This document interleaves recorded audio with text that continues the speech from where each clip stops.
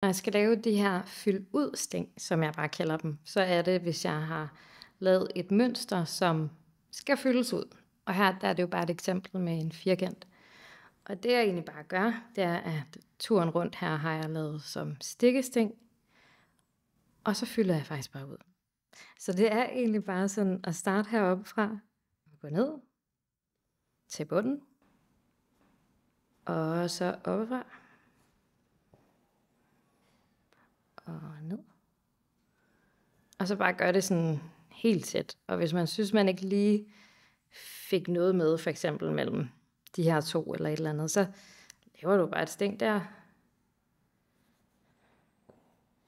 Så det er egentlig bare at lægge dem helt tæt. Og så fortsætter du bare indtil, at det er fyldt ud. Og det kan du både gøre sådan her lige. Du kan også gøre det skævt, eller alt efter hvad dit mønster er.